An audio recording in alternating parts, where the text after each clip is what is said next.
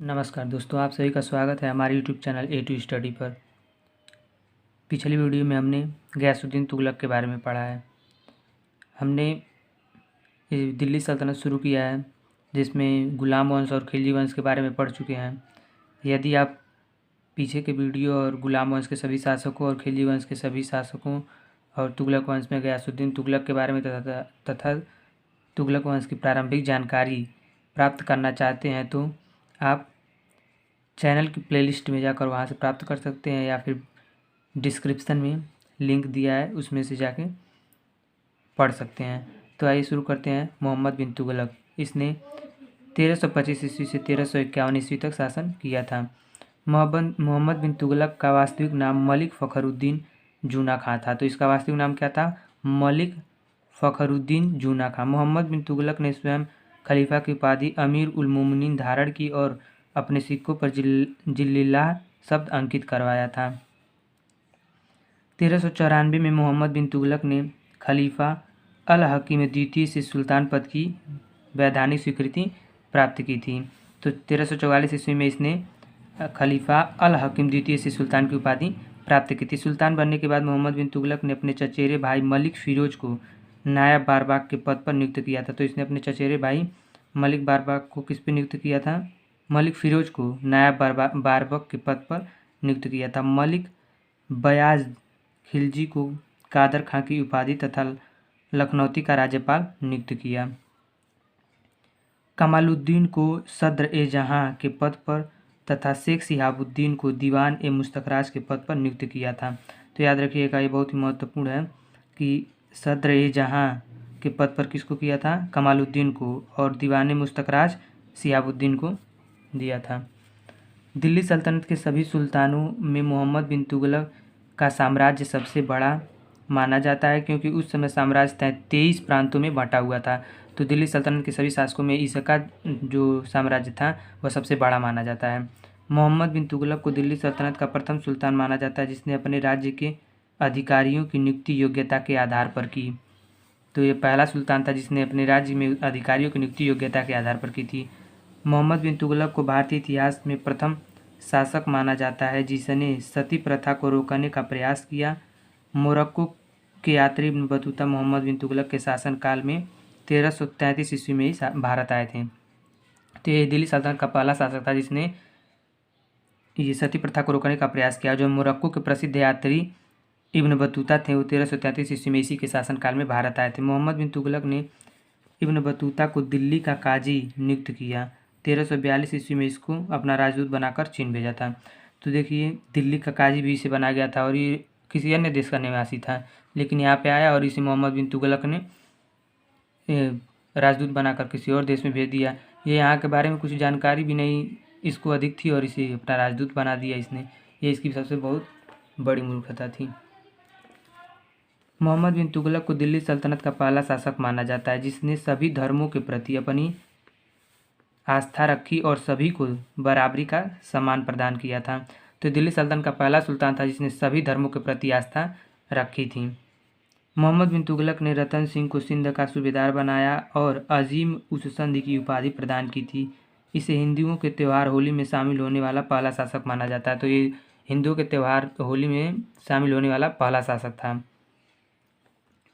रतन सिंह को सिंध का सूबेदार इसने रतन सिंह को सिंध का सूबेदार बनाया था।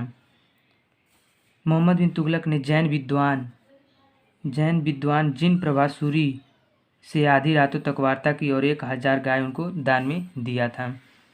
मोहम्मद बिन तुगलक को दिल्ली सल्तनत का प्रथम शासक माना जाता है जिसने सभी धर्म के साधुओं के लिए धर्मशालाओं का निर्माण करवाया था। गायों के लिए गौशाला का निर्माण करवाने वाला दिल्ली सल्तनत का पहला शासक मोहम्मद बिन तुगलक को ही माना जाता है। मोहम्मद बिन तुगलक का सूफीवाद में विश्वास नहीं था, लेकिन सूफी संतों को बहुत सम्मान प्रदान किया था। तो ये गौशाला का निर्माण और साधुओं के लिए धर्मशाला का निर्माण करने वाला पहला सुल्तान माना जाता है दिल्ली सल्तनत में। मोहम्मद बिन तुगलक को शेख अलाउद्दीन का शिष्य माना जाता है। अजमेर में स्थित ख्वाजा मोइनुद्दीन चिश्ती की दरगाह तथा बहराइच में स्थित सालार मसूद गाजी के मकबरे का दर्शन करने वाला दिल्ली सल्तनत का पहला शासक मोहम्मद बिन तुगलक को माना जाता है। तो ख्वाजा मोइनुद्दीन चिश्ती की दरगाह और सालार मसूद गाजी के मकबरे का दर्शन करने वाला दिल्ली सल्तनत का पहला सुल्तान इसे माना जाता है। मोहम्मद बिन तुगलक ने बदायूं में मीरन मुलहिम, दिल्ली में शेख निजामुद्दीन औलिया, मुल्तान में शेख रुकनुद्दीन, अजोधन में शेख अलाउद्दीन आदि संतों के कब्रों पर मकबरों का निर्माण करवाया था। मोहम्मद बिन तुगलक को दिल्ली सल्तनत का प्रथम सुल्तान माना जाता है, जिसने सूबों में आय व्यय का हिसाब रखने के लिए एक रजिस्टर तैयार करवाया और शताधिकारी नामक एक नए अधिकारी की नियुक्ति की थी। शताधिकारी 100 गाँव का लगान वसूलने वाला अधिकारियों का प्रमुख होता था। तो सर्वप्रथम इसने वसूली के लिए एक रजिस्टर बनाया और इसे शताधिकारी नामक एक अधिकारी की नियुक्ति की थी। जो 100 गाँव में जो अधिकारी होते थे उनमें भी वो प्रमुख होता था। मोहम्मद बिन तुगलक ने किसानों की भरपाई के लिए दीवान ए अमीर कोही की स्थापना की। इसका प्रमुख अधिकारी अमीर ए कोही होता था। तो ये बहुत ही महत्वपूर्ण, इसे याद रखिएगा कि मोहम्मद बिन तुगलक ने किसानों की भरपाई के लिए कौन से विभाग की स्थापना की थी, तो दीवान ए अमीर कोही की, और इसका प्रमुख कौन होता था, अमीर ए कोही। इसने पूरे भारत पर राज्य करने के उद्देश्य से 1326 या 27 में राजधानी दिल्ली से देवगिरी स्थानांतरित करने का निर्णय किया। इसी समय देवगिरी का नया नाम कुतुब उल इस्लाम रखा गया था। तो जब ये शासन कर रहा था तो 1326 या 27 में दिल्ली से देवगिरी, जिसे दौलताबाद भी कहते हैं, अपना राजधानी स्थानांतरित किया था। दिल्ली में ढाले गए सिक्कों पर तख्तागाहे दिल्ली और दौलताबाद में ढाले गए सिक्कों पर तख्तगाहे दौलताबाद लिखा होता था। 1935 में इसने दिल्ली को पुनः राजधानी बनाया था। 1929 से 30 में मोहम्मद बिन तुगलक ने सांकेतिक मुद्रा को वैधानिक आधार देकर लागू किया था। इसी समय दक्षिण भारत में चिश्ती सिलसिले की नींव शेख निजामुद्दीन औलिया के शिष्य शेख बुरहानुद्दीन गरीब ने रखी थी और देवगिरी को इस्लामी शिक्षा का केंद्र बनाया था। तो ये भी पूछा जाता है कि इस्लामी शिक्षा का केंद्र मोहम्मद बिन तुगलक ने किसे बनाया था, तो देवगिरी को बनाया था। मोहम्मद बिन तुगलक ने सिक्कों पर कलमा खुदवाना बंद करवा दिया था। तो इसके पहले के जो शासक थे वो अपने सिक्कों पर कलमा खुदवाते थे, लेकिन इसने कलमा खुदवाना बंद कर दिया था। दोआनी नामक एक नया सिक्का तथा दिनार नामक स्वर्ण मुद्राएं जारी की थीं। तो ये याद रखिएगा, दोआनी नामक नया सिक्का और दिनार नामक स्वर्ण मुद्रा किसने चलाई थी, तो मोहम्मद बिन तुगलक ने चलाई थी। मोहम्मद बिन तुगलक ने प्रतीक मुद्रा के रूप में कांसे के सिक्के का प्रचलन किया। इसी समय जियाउद्दीन बर्नी ने कहा था प्रत्येक हिंदू का घर टकसाल बन गया था। तो जियाउद्दीन बर्नी ये अपना कोटेशन देते रहते थे। एडवर्ड टॉमस ने मोहम्मद बिन तुगलक को धनवानों का राजकुमार कहा है। तो एडवर्ड टॉमस एक इतिहासकार है जिन्होंने मोहम्मद बिन तुगलक को क्या कहा है, धनवानों का राजकुमार कहा है। मोहम्मद बिन तुगलक के शासनकाल 1441 ईस्वी में चीन के मंगोल सम्राट तोमर तिगुन ने बौद्ध मंदिरों को देखने के लिए भारत की यात्रा की थी। तो याद रखिएगा, मोहम्मद बिन तुगलक के समय में कौन से चीन के मंगोल सम्राट ने यात्रा की थी, तो तोमर तिगुन ने की थी। वो भी कब, 1341 ईस्वी में। मोहम्मद बिन तुगलक ने चीन के सम्राट सहित सभी को अजीज़ की उपाधियाँ प्रदान की थी। तो इसने चीन के सम्राट को और सभी को कैसी उपाधियाँ प्रदान की थी, अजीज़ की उपाधियाँ। दिल्ली सल्तनत के सभी सुल्तानों में सर्वाधिक 22 विद्रोह मोहम्मद बिन तुगलक के शासनकाल में ही हुआ था। तो सर्वाधिक विद्रोह किसके शासनकाल में हुआ था, इसी के शासनकाल में हुआ था, मोहम्मद बिन तुगलक के शासनकाल में।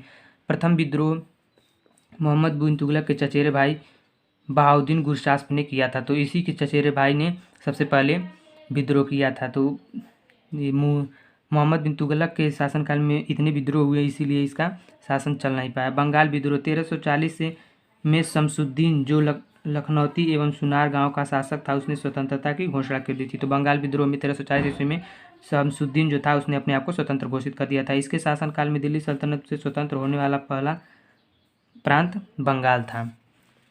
मावरा या मदुरा विद्रोह दक्षिण भारत का यह पहला विद्रोह था। इस विद्रोह को दबाने के लिए मोहम्मद बिन तुगलक ने स्वयं दक्षिण भारत जाना पड़ा, लेकिन प्लेग की महामारी के अधिकांश सैनिकों की मृत्यु हो गई और वापस आकर मदुरा स्वतंत्र हो गया। वापस आ गया, इसलिए मदुरा स्वतंत्र हो गया था। एहसान शाह ने मदुरई से स्वतंत्र राज्य की स्थापना की और उसी समय से मोहम्मद बिन तुगलक के साम्राज्य का विघटन शुरू हो गया था। विजयनगर साम्राज्य की स्थापना। प्लेग की बीमारी फैलने से मोहम्मद बिन तुगलक दोबारा दक्षिण भारत नहीं पहुंच पाया और उसी समय 1336 में हरिहर एवं उसके भाई बुक्का ने कृष्णा नदी के दक्षिण में एक स्वतंत्र राज्य की स्थापना की, जिसका धीरे धीरे विस्तार विजयनगर साम्राज्य के रूप में हुआ था। तो आगे हम पढ़ेंगे विजयनगर साम्राज्य के बारे में, तो उसके इसे विस्तार से समझाएंगे। बहमनी साम्राज्य की स्थापना। 1346 ईस्वी में हसन गंगू ने इमाद उल मुल्क की हत्या कर देवगिरी पर अधिकार कर लिया था। हसन गंगू ने अलाउद्दीन बहमन शाह की उपाधि धारण कर 1347 ईस्वी में बहमनी राज्य की स्थापना की थी। विजयनगर और बहमनी साम्राज्य के बारे में हम आगे पढ़ेंगे और अहमदनगर के बारे में भी पढ़ेंगे। तगी का विद्रोह। तगी नामक एक प्रसिद्ध व्यक्ति दरबार के अधीक्षक पद पर था, जिसने गुजरात में विद्रोह किया और इसी विद्रोह को दबाने के लिए मोहम्मद बिन तुगलक को गुजरात जाना पड़ा था। अनिलवाड़ा के निकट दोनों सेनाओं के मध्य युद्ध हुआ, लेकिन तगी भागकर थट्टा चला गया।